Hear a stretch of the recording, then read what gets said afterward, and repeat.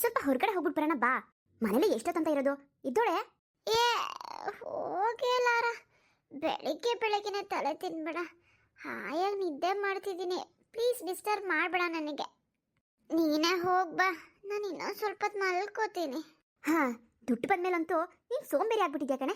ಮುಂಚೆಗೆಲ್ಲ ಎಷ್ಟು ಬೇಗ ಎದ್ದು ರೆಡಿ ಆಗ್ತಿದ್ದೆ. ಮನೇಲಿ ಇರೋಕ್ಕಾಗಲ್ಲ, ಇಲ್ಲಾದ್ರೂ ಹೊರಗಡೆ ಹೋಗೋಣ ಅಂತ ಹೇಳ್ತಿದ್ದೆ. ದುಡ್ಡಿದೆ ಅಂದ ತಕ್ಷಣ ಹಿಂಗ ಸೋಂಬೇರಿ ಆಗೋದು? ಏ ಹೋಗ್ಬಾರೆ, ಕಣಿ ಹೇಳ್ಬೇಡ ಪ್ಲೀಸ್. ಸರಿ ಸರಿ, ನಾನು ಹೋಗಿ ಬರ್ತೀನಿ. ಹುಷಾರು, ಹೊರಗಡೆ ಎಲ್ಲೂ ಹೋಗ್ಬೇಡ. ಅವ್ರು ಬೇರೆ ಪೊಲೀಸ್ ಕಂಪ್ಲೇಂಟ್ ಕೊಟ್ಟಿರ್ತಾರೆ ಅನ್ಸುತ್ತೆ. ಸ್ವಲ್ಪ ತಿಂಗಳುಗಳು ನಾವು ಅವ್ರ ಕಣ್ಣಿಗೆ ಬೀಳ್ಕೂಡ್ದು. ಆಯ್ತು. ಸರಿ, ಹಾಸಿಗೆ ಮೇಲೆ 10,000 ರೂಪಾಯಿ ಇಟ್ಟಿದ್ದೀನಿ. ಏನಾದರೂ ಬೇಕಾದ್ರೆ ಆನ್ಲೈನಲ್ಲಿ ಆರ್ಡರ್ ಮಾಡಿ ತರಿಸ್ಕೋ, ತಿನ್ನು, ಸರಿನಾ? ಆಯ್ತೆ, ಹೋಗೆ ನೀನು. ಮಾತಾಡ್ಸಿ ನನ್ನ ನಿದ್ದೆಲ್ಲ ಹಾಳು ಮಾಡಬೇಡ. ಅಯ್ಯೋ ದೇವ್ರೆ, ಈ ಅಮ್ಮ ಇನ್ನೂ ಮಲಗಿದಾಳ. ಈ ರೂಮ್ ಬೇರೆ ಕ್ಲೀನ್ ಮಾಡೋಣ ಅಂತ ಬಂದೆ. ಇವಳು ನೋಡಿದ್ರೆ ಎಮ್ಮೆ ಥರ ಬಿತ್ಕೊಂಡಿದ್ದಾಳೆ. ಇನ್ನೊಬ್ಳು ಯಾರ ಮನೆ ಹಾಳು ಮಾಡೋದಕ್ಕೆ ಅಂತ ಈ ರೀತಿ ರೆಡಿಯಾಗಿ ನಿಂತಿದ್ದಾಳೋ. ಮೇಡಮ್, ರೂಮ್ ಕ್ಲೀನ್ ಮಾಡಬೇಕಿತ್ತು. ಎಲ್ಲ ರೂಮು ಕ್ಲೀನ್ ಮಾಡಿದೆ, ಇದೊಂದು ಪೆಂಡಿಂಗ್ ಇದೆ. ಸರಿ, ನೀನು ಮಾಡ್ಕೊ. ಮೇಡಮ್ ಮಲ್ಕೊಂಡಿದ್ದಾರಲ್ಲ. ಇರ್ಲಿ, ಅವಳು ಮಲ್ಕೊಳ್ಳಿ. ಹಾಸಿಗೆ ಮೇಲೆ ಆಮೇಲೆ ಕ್ಲೀನ್ ಮಾಡ್ಕೊ. ಈಗ ಕೆಳಗಡೆ ಎಲ್ಲ ಕಸ ಉಡಿಸ್ಕೊಂಡು ನೆಲ ಒರೆಸ್ಬಿಡು, ಮತ್ತೆ ಗ್ಲಾಸಸ್ ಎಲ್ಲ ಒರೆಸು. Okay madam. ನಾನು ಸ್ವಲ್ಪ ಕೆಲಸ ಇದೆ, ಹೊರಗಡೆ ಹೋಗ್ಬಿಟ್ಟು ಬರ್ತೀನಿ. ಬರೋದು ಸ್ವಲ್ಪ ತಡ ಆಗ್ಬೋದು. ಮೇಡಮ್ಗೆ ಏನು ತಿಂಡಿ ಬೇಕು ಕೇಳ್ಬಿಟ್ಟು ಮಾಡು. ಓಕೆ ಮೇಡಮ್, ಸರಿ. ಏನು ಸುಖನೋ ಇವಳಿಗೆ. ಬೆಳಿಗ್ಗೆ 9 ಗಂಟೆ ಆದರೂ ಎಮ್ಮೆ ಥರ ಬಿದ್ದಿದ್ದಾಳೆ. ಇಂಥವ್ರಿಗೆ ಅಂತ ಅನಿಸುತ್ತೆ ಆ ದೇವರು ಎಲ್ಲ ಸುಖಗಳನ್ನ ಕೊಡೋದು. ನಾವೆಷ್ಟು ಕಷ್ಟದಲ್ಲಿದ್ದೀವಿ, ನಮಗೊಂದು ದಾರಿ ತೋರಿಸ್ಲಿಲ್ಲ ದೇವರು. ಇವ್ರಿಗೆ ನೋಡು, ಏನು ಕಷ್ಟನೂ ಇಲ್ಲ. ಎಲ್ಲ ನಮ್ಮ ಮನೆ ಬರ. ನನ್ನ ಕೆಲಸ ಮುಗಿಸ್ಕೊಳ್ಳೋಣ.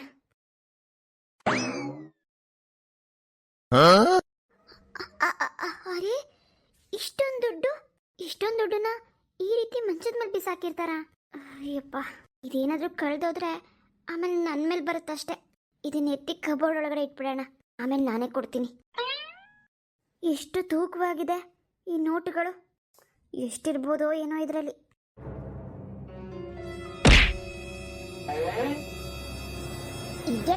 ಇಡಿಯಟ್, ಏನ್ ಮಾಡ್ತಿದ್ಯಾ ನೀನು?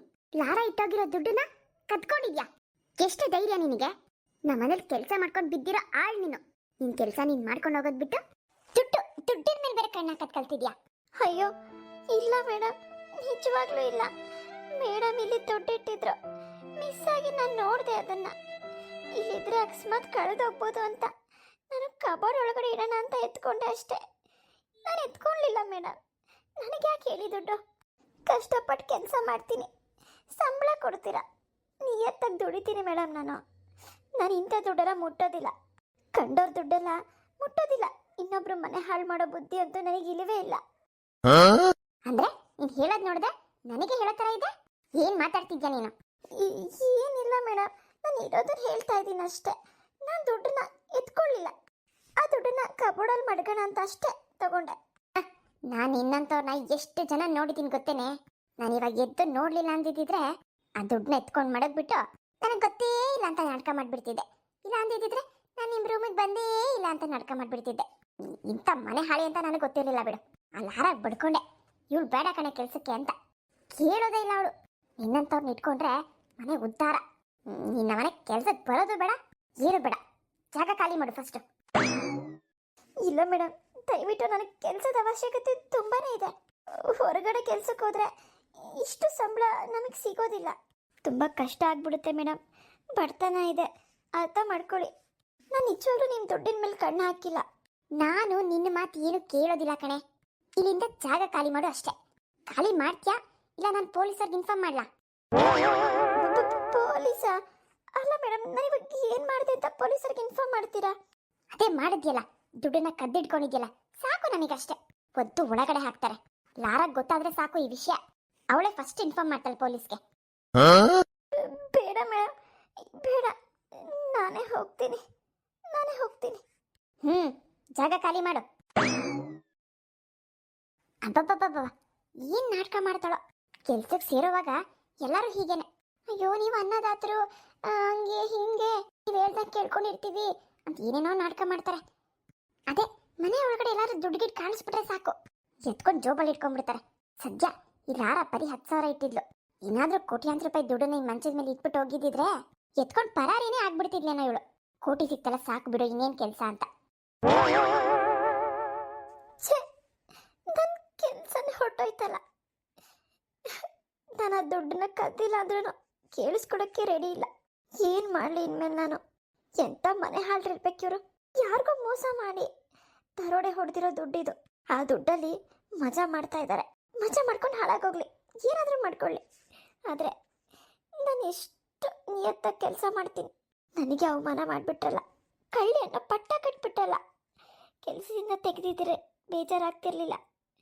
ಕಳ್ಳಿಯನ್ನು ಪಟ್ಟ ಕಟ್ಟಿದ್ರಲ್ಲ, ಅದಕ್ಕೆ ನನ್ನ ಕೈಲಿ ತಡ್ಕೊಳಕ್ಕಾಗ್ತಿಲ್ಲ. ಇಲ್ಲ, ಇವ್ರಿಗೆ ಹೀಗೆ ಬಿಟ್ಟರೆ ಅನ್ಯಾಯ ಮಾಡ್ತಾನೆ ಇರ್ತಾರೆ ಅನ್ಸುತ್ತೆ. ಹೇಗೋ ನನ್ನ ಕೆಲಸ ಅಂತೂ ಹೋಯ್ತು. ಇವಾಗ ನಾನು ಸುಮ್ಮನೆ ಯಾಕಿರಲಿ ನಾನು?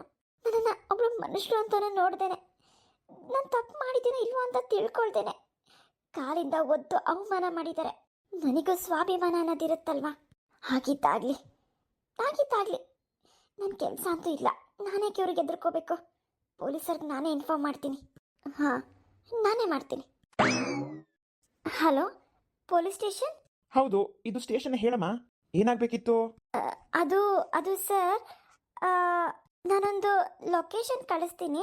ಅಲ್ಲಿ ಲಾರಾ ಮತ್ತು ಸಿಂಚನ ಅಂತ ಇಬ್ಬರು ಹುಡುಗಿರಿದ್ದಾರೆ. ಅವರು ಯಾವುದೋ ಮನೆಗೆ ಮೋಸ ಮಾಡಿ ದುಡ್ಡನ್ನ ದರೋಡೆ ಮಾಡ್ಕೊ ಬಂದ್ಬಿಟ್ಟಿದ್ದಾರೆ ಸರ್. ದಯವಿಟ್ಟು ನಾನು ಕಳಿಸೋ ಲೊಕೇಶನ್ಗೆ ಅರ್ಜೆಂಟಾಗಿ ಬನ್ನಿ ಸರ್. ಏನಮ್ಮ ಹೇಳ್ತಿದ್ಯಾ? ಏನೇನೋ ಆ ಹುಡುಗಿಯ ಹೆಸರೇನೋ?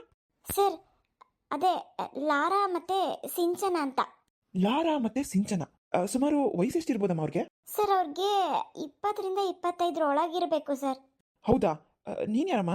ಸರ್, ನಾನು ಅವ್ರ ಮನೆ ಕೆಲಸ ಮಾಡ್ತಾ ಇದ್ದೆ. ಇವಾಗ ಕೆಲಸದಿಂದ ತೆಗೆದುಬಿಟ್ಟಿದ್ದಾರೆ ಸರ್.